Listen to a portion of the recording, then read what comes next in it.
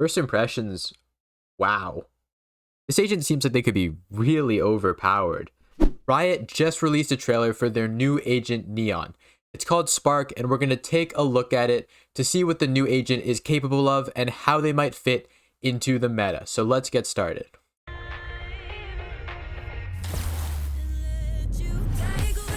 Oh, she's just full on sprinting. Okay, I admit that was not what I was expecting at all, but that is absolutely huge. So in Valorant, timing is really important. You don't expect someone to be in your spawn on Breeze. If you're a CT, you don't expect an attacker to be in CT spawn within the first 2 seconds because they simply can't get there in that span of time. It's just not possible. And that sense of timing is really embedded throughout the game. You're not looking mid until a certain timing. You're not looking behind you until a certain timing because it's impossible for an opponent to be behind you until a certain timing. And this really plays into that. You can actually use your opponent's good timing against them with this ability. If you can just run up mid and hit them before they would expect it, that's going to make a huge shift in the meta. And when you're playing against this agent, you're going to have to completely change your play style because all of the timings could be completely different specifically for this agent. Now, whether that actually works out perfectly in practice is a different story. From the trailer, we can't really tell how loud the running is. If it's super loud, then you can just play as you normally would, and then when you hear the running, shift over and look for the pick. But if it's more quiet, then it's going to completely change everything. So we'll have to see how Riot decides to implement this into the game. But I'm already floored. Like, this is a huge ability. This is a huge deal, and it could change the game considerably. Let's actually go back for a second here. So judging by the way that she's running with her arms swinging like that, my impression here is that you can't pull out your weapon while you're running, which I think is a good thing because it'd be crazy if you could do that timing and then also have move so much more quickly during an actual fight. So I think that might be a good thing. But let's keep watching the trailer.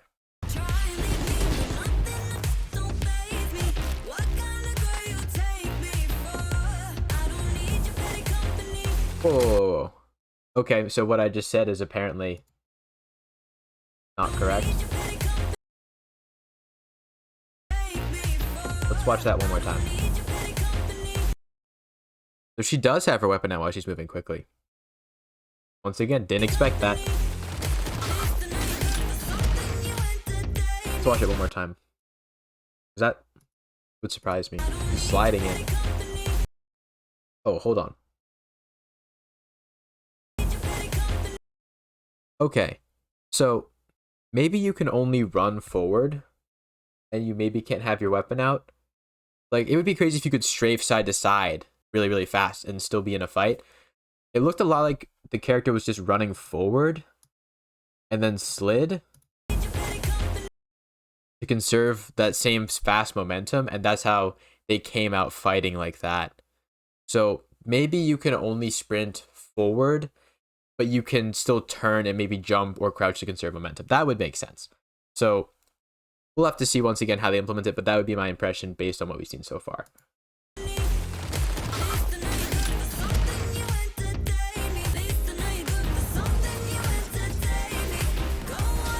Whoa. Okay. This trailer just keeps getting me. So that was a stun. Bounced off the wall like a Yoru flash, and then dropping on the ground like a Phoenix Molly. The implications for combos here are huge. I mean, just like they show in the trailer. So first of all, I thought, does it drop one every time? Maybe it's dropping a stun every time it hits a wall. Because it looks like there's a stun on the right. I was looking at the stun on the left the first time, but if it drops one every time it hits a wall, I'd be really curious to see how many the max is. And then also, I think this has huge implications for combos, where if you have a lineup, you can bounce it off a wall, hit it to a spot where a player is, and then if you time it right, you can stun them and come shooting around the corner at roughly the same time so that you can get a really easy frag. It'll be hard to turn to find you. And it's just really overall, it seems like a really overpowered combination.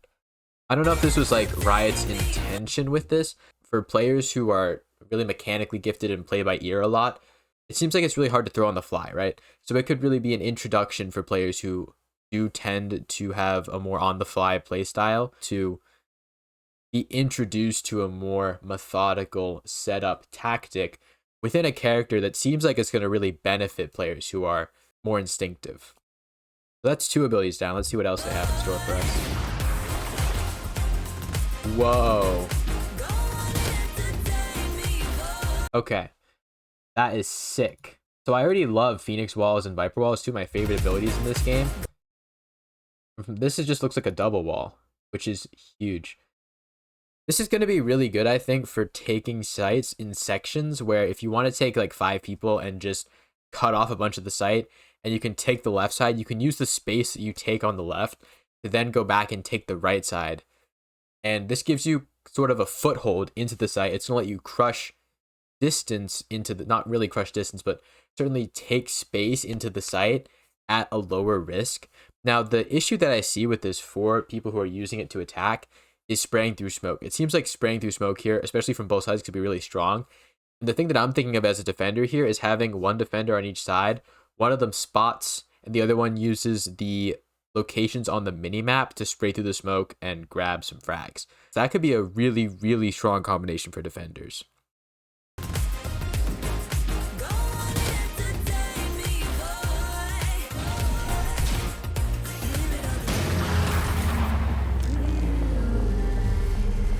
This could be like a self-res last ability. That would be absolutely ridiculous and probably really overpowered.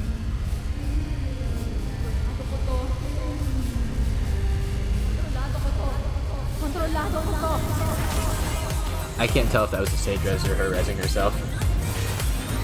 Oh, this must be the ult. She's Emperor Palpatining people.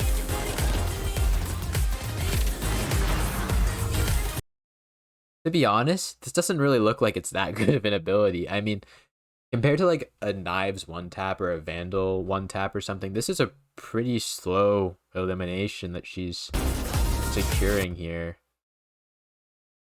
I don't know, it seems mediocre. Unless you're talking about like a team fight, maybe if it slows down opponents or throws off their aim, and you could use it in a team fight to get a huge advantage, that could be really good. But based off the trailer so far, I'm not convinced that's an amazing ult. A little bit underwhelming.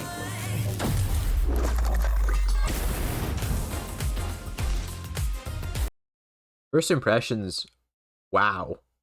This agent seems like they could be really overpowered.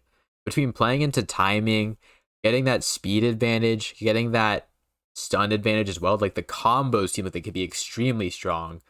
The wall seems like a strong ability. The only underwhelming part is the ult initially. We'll see how they implement that in the game. But simply being able to move and outplay people with timing is absolutely ridiculous, especially if you can do those fast shots as well. I think this could completely change the meta. You're going to have to play against a Neon completely differently to how you might have to play against other teams, once again, depending on how loud that sprinting is. I think this has massive potential as the ultimate duelist, where you're taking space. You have with the wall, right? You're taking space, but at the same time, you can set up your own frags. So almost like the ultimate solo carry agent, who's able to use like the better game sense and the better reflexes that players often have when they're sort of above their rank, but they just can't seem to get out. This seems like the agent that could really help people carry themselves to that next level and really tap into their potential, as long as it's sort of the right agent for them. So I'm really excited to see how this agent ends up. It seems like they're super overpowered, but we'll see how Riot implements them. They've done a great job with balance so far, in my opinion, so I'm really excited to see how they implement this one as well. Thank you so much for watching. If you want to see the full uncut trailer, that's going to be in the description down below, so you can watch it from start to finish without my voice. And I hope you found some value in this video. Don't forget to subscribe. Best of luck, and have a great day.